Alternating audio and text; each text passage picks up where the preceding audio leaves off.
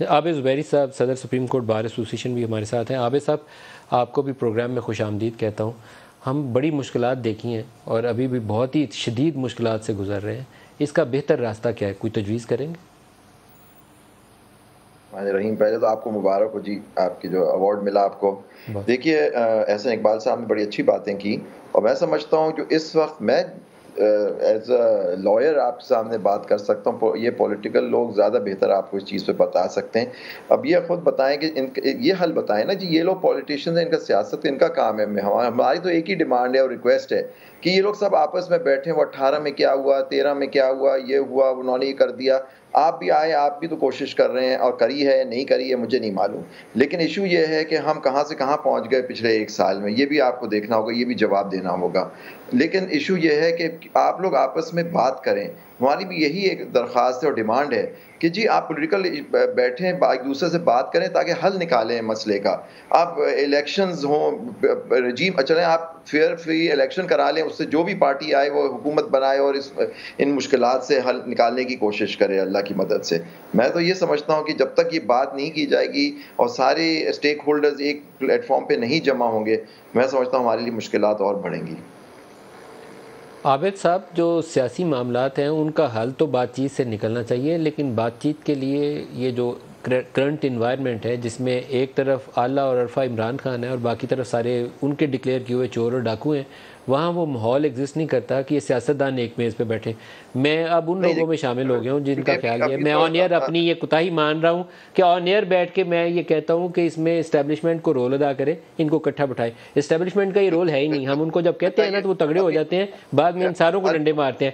سیاستدان آپس میں بات کرنے کے قابل نہیں رہ گئے. سیاستدان آپس میں بات کرنے کے قابل نہیں رہ گئے. سر اس سے بڑا المیہ ہوگا کوئی؟ وہ ان کو چور کہتے ہیں، وہ ان کو چور کہتے ہیں. جب چور یہی باتیں ہوتی رہیں گی تو یہ بیٹھ کیسے سکیں گے؟ جب ہی ہمارے انٹرلوکیٹرز جو تھے وہ ہمیشہ یہ بیچ میں انٹروین کر کے کوشش کرتے تھے. اب وہ انٹرلوکیٹرز کو پھر سے ایکٹیو ہونا ہوگا، اس ملک کی خاطر ایکٹیو ہونا ہوگا کہ تاکہ لوگ بیٹھیں. اور یہ بڑے سینئر پولیٹیشینز ہیں، ان کی بڑی عزت ہے، تو ان کو چاہیے کہ یہ اپنے دیکھیں، آپ جنگ میں بھی اپنے دشمن کے ساتھ بیٹھتے ہیں، ان کے ساتھ بات چیت ہوتی ہے. یہ بات نہیں ہوتی کہ پالیٹکس میں کوئی چیز حتمی نہیں ہوتی. جیسے انگریز نے کہا تھا they are no permanent friends and permanent enemies in politics, only permanent interest. تو دیکھیے اب انٹرسٹ ہمارا یہ ہے کہ اس ملک کی بقا ہو، تو آپ کو چاہیے سب بیٹھ کے قانون اور کانسٹیٹیوشن کے تابع ہوں. جو اس وقت ملک میں ہو رہا ہے کہ کانسٹیٹیوشن کی دھجیاں اڑائی جا رہی ہیں.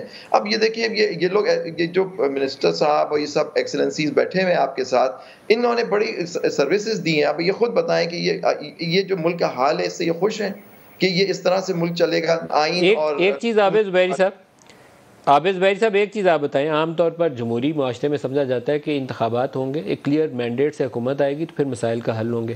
الیکشنز کے اوپر ہی ہم ایک دوسرے کا گلا کاٹنے پہ بیٹھے ہوئے ہیں. ابھی الیکشن کمیشن نے الیکشن ہی پوسٹ پون کر دیا. پہلے آپ بتائیے، پھر احسن صاحب سے اس کا جواب پوچھوں گا. دیکھیے بالکل آپ بجا فرمائے، کوئی بھی الیکشن آج ہو جائے گا، کل ہوگا. ہماری تاریخ یہ رہی ہے کہ ہم وہ کہیں گے کہ یہ وہ تو رجیم چینج ہو گیا، یہ وہ بےمانی ہو گئی. کوئی اپنی شکست ماننے کے لیے تیار ہی نہیں ہوتا کہ وہ الیکشن کے تھرو ہار بھی سکتا ہے. یہ جب تک یہ اس طرح سی سیاست نہیں ہوگی کہ جی آپ ہار بھی سکتے ہیں، دوسری پارٹی ہوتی ہے، آپ پھر اچھے کام کریں، وہ لوگ غلط کام کریں اور پھر الیکشن جیت کے آئیں. جب تک آپ الیکشن کو، اس کے رزلٹ کو نہیں مانیں گے. 2013 کے الیکشن کے بارے میں بھی کہا گیا کہ وہاں بھی وہ چرائے گا الیکشن. اس سے پہلے بھی ساری یہ باتیں ہوتی رہیں. 2018 میں ابھی فرما رہے تھے منسٹر صاحب کہ جی وہ رجیم چینج ہو گیا اور وہ 1970 کے برابر ہے. تو یہ چیزیں اب دیکھیں، اگر یہی بات ہوگی تو اب جو الیکشن ہوں گے یا نہیں ہوں گے وہ تو اس میں بھی کوئی جو ہارے گا وہ ماننے کے لیے انکار کرے گا. تو پھر جب تک انکاری رہیں گے تو پھر کیسے اس معاملے کا حل نکل سکتا ہے سر؟ عابد زبیری صاحب، الیکشن کمیشن کا جو حکم نامہ ہے الیکشن ملتوی کرنا، کیا وہ آئینی ہے؟ کیا آئین انہیں اجازت دیتا ہے کہ وہ 8 اکتوبر کو انتخابات مؤخر کر کے لے جائیں، جبکہ آئین کے اندر 90 روز کی شرط موجود ہے اور انہوں نے پوسٹ پون کر دی؟ میں آپ کی اجازت سے منسٹر صاحب نے جو کچھ باتیں کی، اگر میں اس پہ کچھ بات کر لوں تو آپ اجازت دیں مجھے اس کی ذرا. دیکھیے جو انہوں نے باتیں کی، یہ وہ باتیں ہیں جو ان کے وکلا نے، ان کی وکلا نے وہاں آ کے کورٹ میں کی تھی. یہ ساری باتیں ای سی پی نے بھی بتائی تھی اور یہ سارے آرگومنٹس ہوئے تھے. اجلت میں فیصلہ تھا یا نہیں تھا، ایک فیصلہ آ گیا، وہ ان پہ بھی یہ بھی پابند ہیں، اس کے میں بھی پابند. آپ نے صحیح فرمایا ریویو. ان کے ایک فاضل منسٹر نے تو باہر نکل کے کہا تھا کہ یہ تو فیصلہ ہی مائنورٹی فیصلہ ہے، تو یہ اجلت کا فیصلہ تو مگر یہ مائنورٹی فیصلہ ہے، تو پھر انہوں نے کہا ہمیں ریویو فائل کرنے کی بھی ضرورت نہیں ہے. یہ آپ ان کی پریس کانفرنس دیکھ لیجیے سپریم کورٹ کے باہر، وہ آپ کے ریکارڈ میں اویلیبل ہوگی. دوسری بات یہ ہے کہ یہ کہیں آئین میں نہیں لکھا ہوا کہ دو الیکشن سب ساتھ ہونے چاہیے. یہ کہیں کسی صوبے نے، سب ایڈوکیٹ جنرلز کو، سارے صوبوں کو اس کا نوٹس تھا، ساری پولیٹیکل پارٹیز کو نوٹس تھا اس کیس میں. انہوں نے سندھ صوبے نے اور بلوچستان صوبے نے کوئی اس بات کی وہاں بات نہیں کی سپریم کورٹ میں آ کے کہ یہ پنجاب کو آپ ایک فوقیت دے دی جائے گی وفاق کے اوپر، اس طرح کی کوئی باتیں نہیں ہوئی. اور دوسری بات ہے، ایک فیصلہ آ گیا، وہ آپ اس کے پابند ہیں. اب الیکشن کمیشن نے جو بات کی ہے وہ بالکل غیر آئینی. آج آئین پاکستان کے آئین شکنی ہو چکی ہے. کل میں آپ سے یہ کہہ رہا ہوں ایک اس سے، کیونکہ اس کی وجہ کیا ہے؟ اس کی وجہ یہ ہے کہ دیکھیے اس میں کورٹ نے ہولڈ کیا کہ 90 دن کا مطلب ہوتا ہے 90 دن، لیکن تھوڑا سا اس کو بڑھا دیا کیونکہ انہوں نے تھوڑا سا انٹیلیجنس ان کو دے دی الیکشن کمیشن کی درخواست پہ کہ جی ہمیں وہ 52 دن کا پورا پیریڈ چاہیے ہوتا ہے سیکشن 57 الیکشن ایکٹ کے تحت، وہ الیکشن کا کیمپین. اس پہ کچھ جج صاحبان کا یہ بھی ہوتا کہ آپ اس کو کم کر دیجئے لیکن 90 دن کو نہ کراس کریں. چلے انہوں نے دے دی، لیکن اور پھر آپ نے صدر تاریخ، آپ نے کورٹ نے ہولڈ کیا کہ جو تاریخ دینے کی اتھارٹی ہے وہ صدر مملکت کے پاس ہے، وہ کنسلٹیشن کریں گے الیکشن کمیشن نے ان سے کنسلٹ کیا اور پھر ایک تاریخ دی گئی. تو یہ کنفرم اور یہ ایک ڈیسیجن ہوا کہ جس کے اندر انہوں نے ایک تاریخ دی. کے پی کے خیبر پختونخوا کے گورنر صاحب نے تو تاریخ ہی دینا پسند نہیں کی، وہ تو ایک الگ ایشو ہے.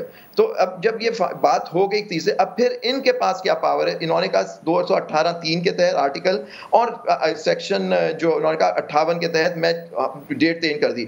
سپریم کورٹ نے کہا 90 دن، اور آپ اس کے اندر انہوں نے کر دیا. خود یہ اس کو 8 اکتوبر پہ لے گئے. 8 اکتوبر میں انہوں نے نیچرلی ان کو وہاں بتا دیا گیا تھا کہ 8 اکتوبر تک سیکورٹی بھی ہمارے یہاں صحیح ہو جائے گی، ہمارے یہاں پیسے بھی آ جائیں گے الیکشن ہولڈ کرنے کے. یہ ساری چیزیں دیکھیے یہ آئین شکنی ہوئی ہے میں سمجھتا ہوں. اور یہ بڑا جو آج ہوا ہے، آپ کورٹ کی اگر بات ماننے سے آپ انکار کر دیں، کل دیکھیے ججوں کے کنڈکٹ کے اوپر بھی پارلیمنٹ میں بات ہوئی، آرٹیکل 68 اسے بالکل منع کرتا ہے، اس کے اندر نہیں کرتا. جو کل باتیں ہوئی تو یہ ساری چیزیں میں اس پہ احسن صاحب سے بھی چاہوں گا اس پہ کامنٹ کریں. یہ آئین شکنی والی بات میں نے احسن صاحب بہت سارے لوگوں سے سنی ہے، جو انہوں نے بھی کئی بہت سارے لوگوں سے میں نے پوچھا، وہ کہتے ہیں الیکشن کمیشن خود سے 4 ماہ آگے 5 ماہ آگے الیکشن نہیں لے جا سکتا. 8 اکتوبر کو انہوں نے ڈیٹ ڈال دی. اب ایک انسٹیٹیوشنل کلیش والی سچویشن بنے گی. ہم آپ کی کیبنٹ سے کل سوچ رہے تھے کہ آپ ایک اسی طرح کی ریزولوشن لائیں گے انتخابات مؤخر کرنے کے، اور اسے پارلیمان کے مشترکہ اجلاس میں لے جائیں گے. پارلیمان کا مشترکہ اجلاس 27 کو پھر ملے گا. کل بھی آپ نے ججز کے اوپر بولا ہے، آپ 27 کو بھی بولیں گے، اور ایک لڑائی ہوگی سپریم کورٹ میں. پی ٹی آئی جا رہی ہے اس وقت جو ہے نا پاکستان میں. میں سمجھتا ہوں بدقسمتی ہے آج پاکستان کے سیاسی بحران کی وجہ ہمارے عدلیہ کا کانڈکٹ ہے. 2017 میں نواز شریف صاحب کی جو نااہلی کی گئی سپریم کورٹ کے ہاتھوں، وہ آج آپ کسی لاء سکول میں چلے جائیں نا دنیا کے، میری کوئی 5-6 دنیا کے ٹاپ لاء سکولز والوں سے بات ہوئی ہے، وہ یہ کہتے ہیں کہ یہاں پر جب اس کو ہم پڑھتے ہیں تو ہم اسے ایک لطیفے کے طور پہ پڑھاتے ہیں کہ اس طرح کے فیصلے بھی دنیا میں ہوتے ہیں. وہاں سے ایک بنیاد رکھی گئی اور اس کے بعد لگاتار ایسے فیصلے آتے رہے کہ جنہوں نے ایک خاص سیاسی جماعت کی طرفدار. میں آپ کو اب کیا عرض کروں، 4 سالوں میں ہم نے جیل کھائی ہے، ہم کئی مہینے جیلوں میں پڑے رہے جھوٹے مقدمات پہ.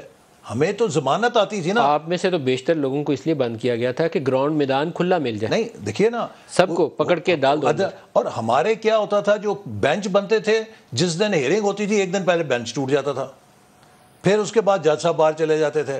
مہینوں ہماری ضمانتوں کی درخواستیں ہفتوں نہیں لگا کرتی تھیں. یہاں پر یہ مجھے بتائیں کہ عمران خان صاحب پی ٹی آئی نے کون سی سلیمانی ٹوپی پہنی ہے کہ یہ عابد زبیری صاحب مجھے بتائیں پاکستان کی تاریخ میں کوئی مثال ہے کہ کسی سائل کے لیے 8 بجے تک ہائی کورٹ کھلی رہی ہو، یہاں پہ 5 منٹ اگر سائل لیٹ ہو جائے اس کی ضمانت کینسل ہو جاتی ہے. 8 بجے تک عدالت، جناب عدالت عظمیٰ عالیہ، کیا کہتے ہیں ہائی کورٹ کو، عدالت عالیہ شاید، کہ ہائی کورٹ 8 بجے تک کھلی رہی کہ جناب آ جائیں، مہربانی کریں آ جائیں، اسٹیچر پہ آ جائیں، کیسے آ جائیں، ہم آپ کے پاس آ جائیں. بریک قریب آ رہی ہے، اس کا جواب پوچھ لیں. پھر اگر آئے بھی وہ لاؤ لشکر کے ساتھ تو عدالت ان کی گاڑی میں چلی گئی. یہ بھی نہیں کہ آپ حاضری دیں. میرا مقصد ہے پھر اسی طرح پنجاب کے اندر پی ٹی آئی کی حکومت کو بچانے کے لیے آئین کو ری رائٹ کر دیا گیا.